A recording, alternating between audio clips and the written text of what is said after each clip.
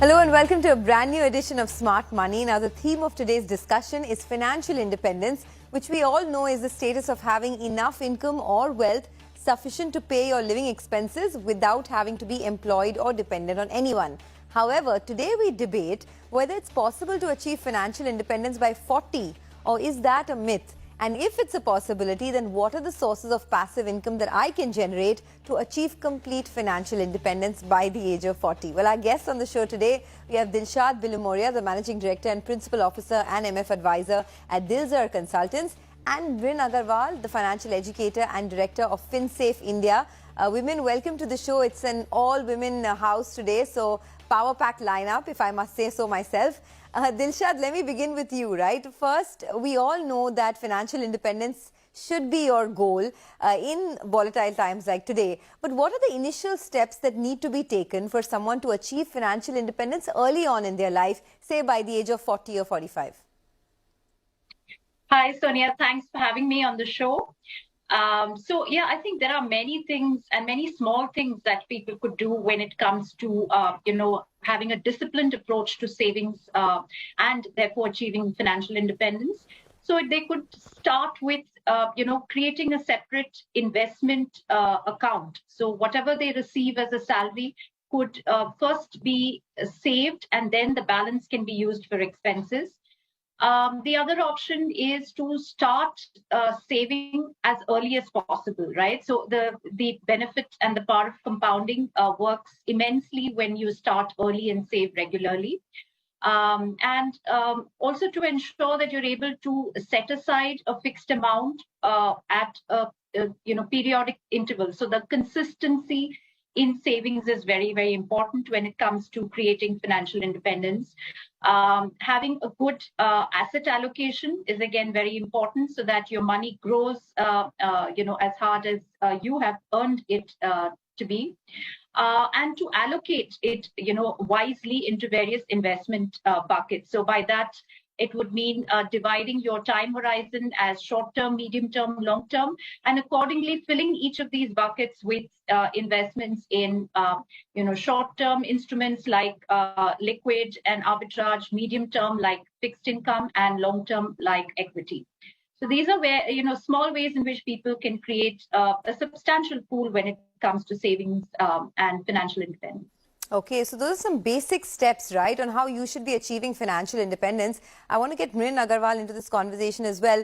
Mrin, financial health is so much like physical health, right? People remember it only when they need it. When you're physically healthy, you don't really think about, insurance or working out or taking care of yourself. But it's when suddenly some disease comes up that you realize, oh, I need to get some life insurance. But by that time, it's too late. Similar is the case with financial health. So if I want to plan my retirement corpus well in advance, right, when I am young, what are the steps that one needs to take? So good afternoon, Sonia, and it's lovely to be here today. I think Dilshad talked about a lot of things that you need to do, small steps. I think one of the other things that's very important is to work out the numbers, right? So very often what we find is that people have this golden 1 crore number in their mind, thinking that, okay, 1 crore is going to be sufficient. Typically, I have seen that these numbers tend to be off by at least 3 to 5 times, basically, right? So that means you actually need more than 3 to 5 times of this golden 1 crore number that you think of. So the first thing I think is also to look at understanding what is the requirement based upon your expenses. Everything is based on expenses. Your current expenses, of course, extrapolated to the future for inflation. And how do individuals do this? Well, there are a lot of retirement planning calculators that are available online, which can just tell you what is the requirement of the corpus and what you need to be investing on a regular basis for this. So it's just going to give you that number. Of course, beyond that, there's a lot of planning. But in order to get this number, what is very important is to understand that inflation has a very big role to play. And most often people don't take into account inflation. And of course, the other thing is estimating expenses correctly, because you might think that maybe your expenses might go down. That's not the case, because lifestyle expenses do tend to creep in as you grow older, and or they get replaced by other expenses, maybe like medical expenses.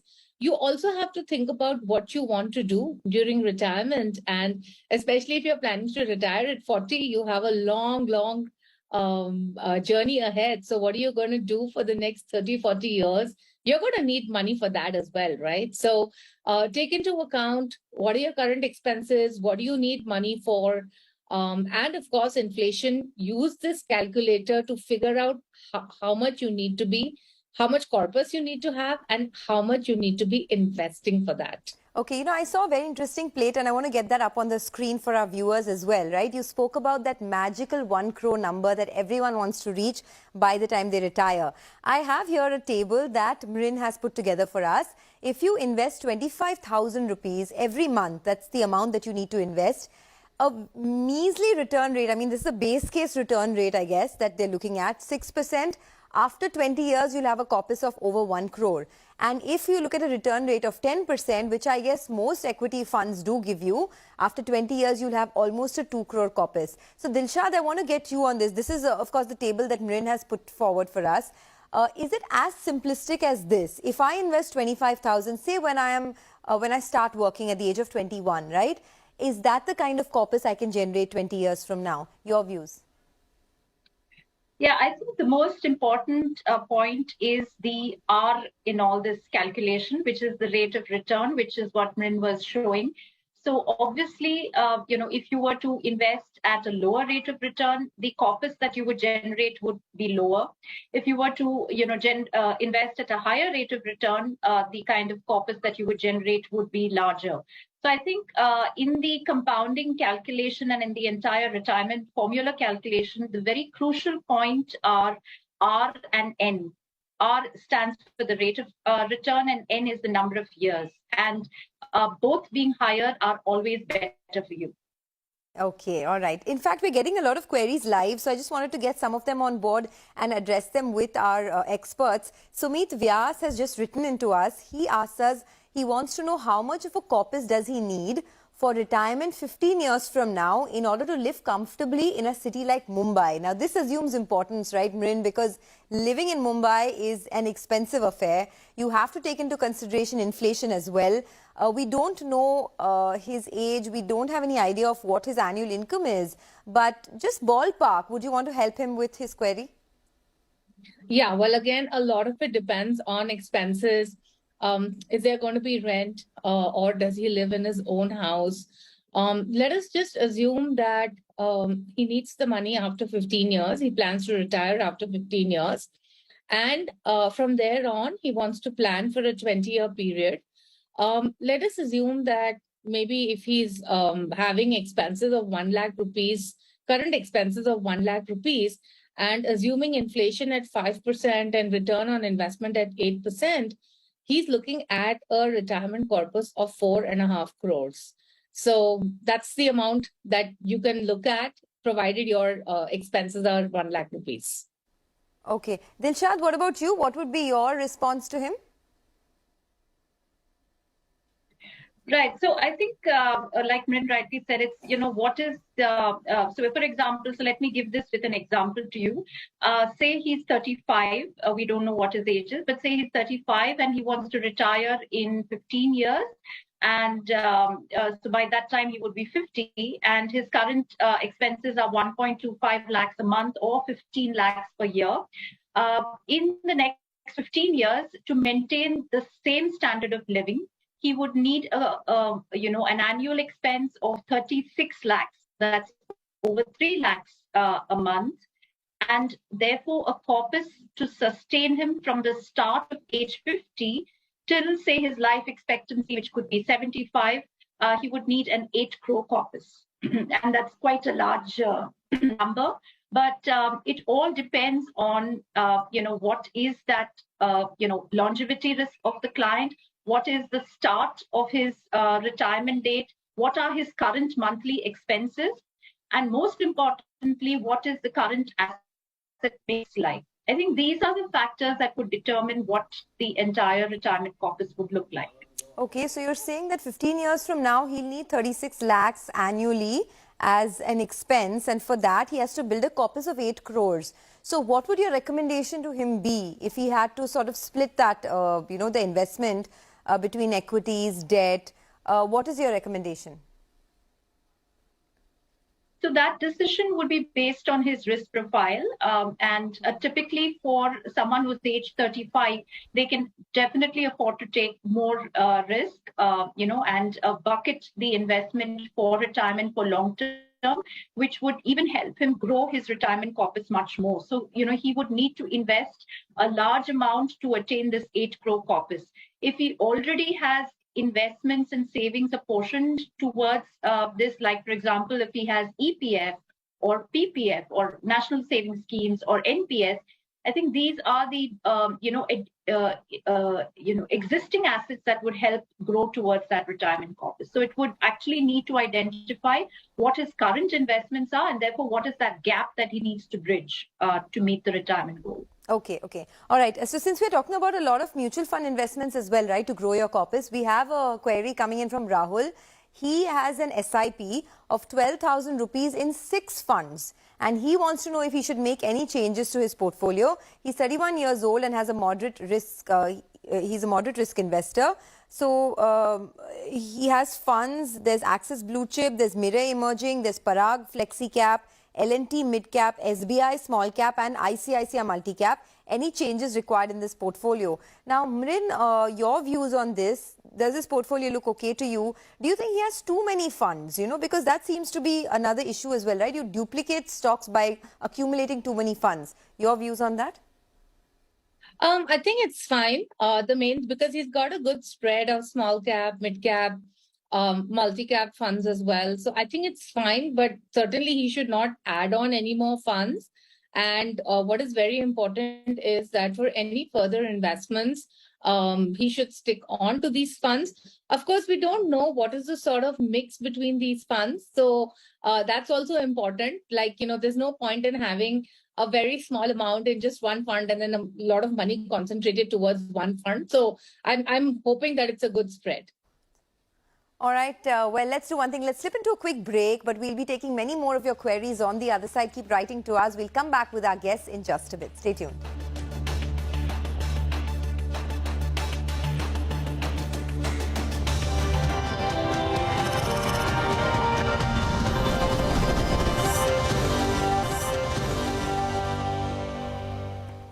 Welcome back to Smart Money. The topic today is financial independence and whether you can achieve financial independence at an early age. We've set an age for your retirement to sit with a hefty corpus. Mrin, I want to understand, how should people with different salary brackets plan their investment? And you've given us a very interesting table as well. I'm going to get that up for our viewers on the screen. No, this is the balancing risk and returns. The salary bracket is the one that I'm actually talking about, where there are different salary brackets between the age of 25, 30 and 35. So if this is your annual income, say for example 10 lakhs, 15 or 30 lakhs, then these are the kind of investments that you need to make per month in order to get a retirement corpus of around 3 to 6 crores, by the time you are 40. Now, Mrin, just take us through this, right? This is a case study that you've done. What are the investment tools that you need to get into to achieve these numbers? Actually, yes, this table was basically to show you that if you are planning to retire at 40, what is it that you need to do? It's a little difficult, honestly, because what is very important is to look at, for example, if you are 30 today, and what's your net income post-tax, of course, and we've assumed certain expenses based on loans and, of course, your expenses. And so if you look at it, the person is saving around 47,000 per month, whereas the amount to be invested is around 2 lakhs, because the retirement corpus is in the range of about 4 crores and odd, right? Of course, we've also taken into account the fact that the person would have EPF that's already there. So keeping that in mind, those are the sort of numbers that we are really looking at. And it's not an easy thing to really do this. I mean, there is always going to be a gap between your saving and between what you're really expected to save.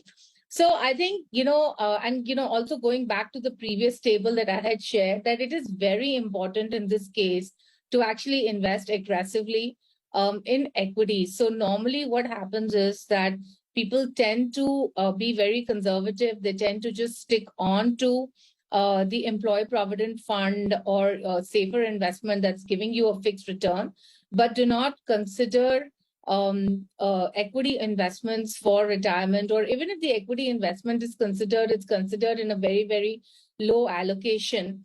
And that's where the previous table, which I had shown, that if you're investing at 6% versus if you're investing at 10%, what the difference in corpus can be between 1.15 to 1.9 crores, right?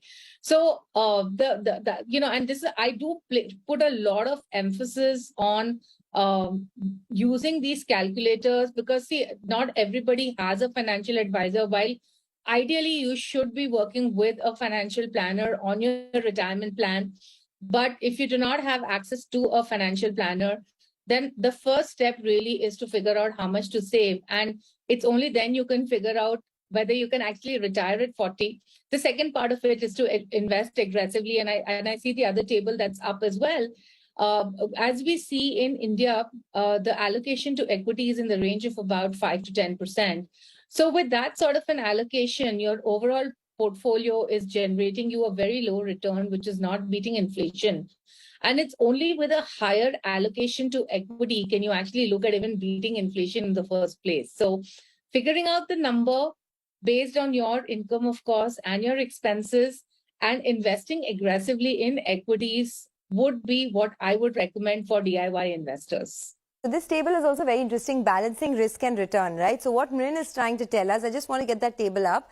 If you put only 5% of your money in equities and the rest in maybe FD and insurance, the rate of return that you're getting is less than 6%. But if you get more aggressive in equities, right, look at portfolio C, 50% in equities, your rate of return goes up all the way to almost 9%. So this is, of course, FinSave India's views, and it depends on what kind of equity you're investing in. But the moot point is equities will give you a higher return, right? So tell us about the different investment tools, Mrin. If you invest in, say, equities compared to, say, EPF, of course, your EPF, PPF bracketed together. Then there's the debt market investment as well.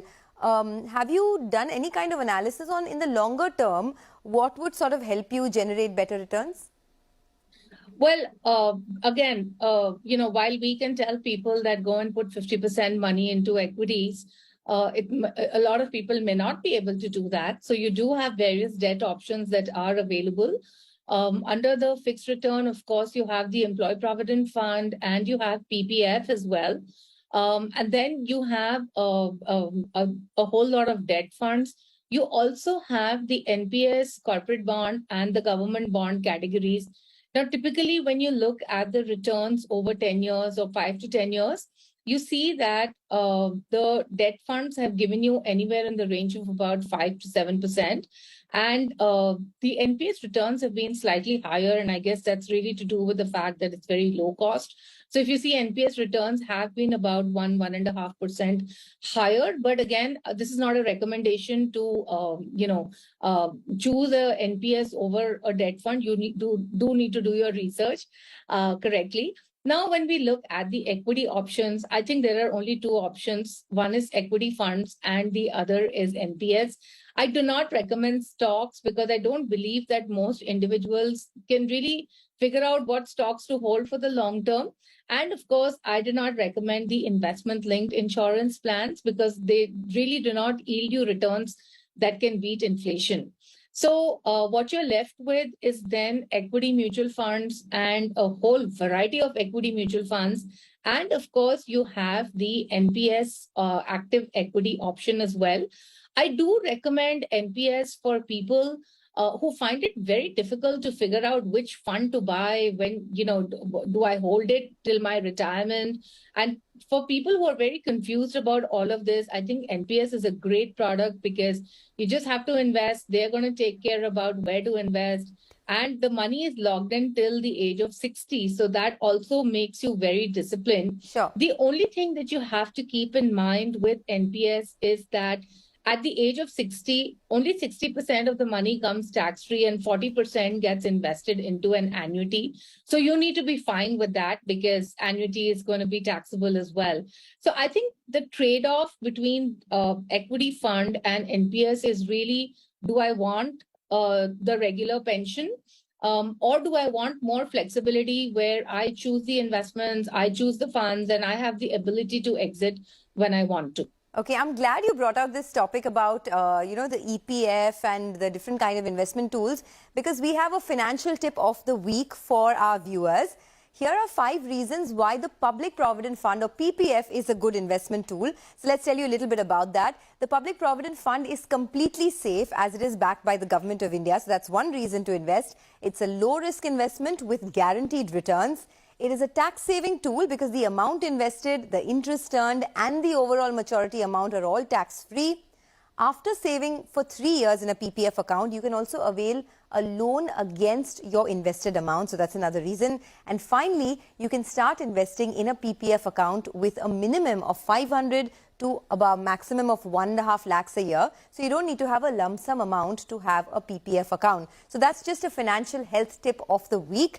And we thought, we'll just bring it to our viewers since this is a financial literacy show. But finally then, I just want to get a comment from you, Mrin. Some queries coming in on since investing in index funds is highly advised these days. Can you give us 2 or 3 index funds that one can look at? Well, I like the ICICI Nifty Index Fund and the UTI Nifty Index Fund, both being Nifty 50 funds. I also like the ICICI Next 50 Index Fund. And I think on the mid-cap 150, one can look at Motilal Oswal. Okay, that was pretty quick. Thanks a lot to both of you, Mrin and Dilshads, for joining us on this special episode of Smart Money, where we talk about financial independence. With that, it is a wrap on this edition. Thanks a lot for watching.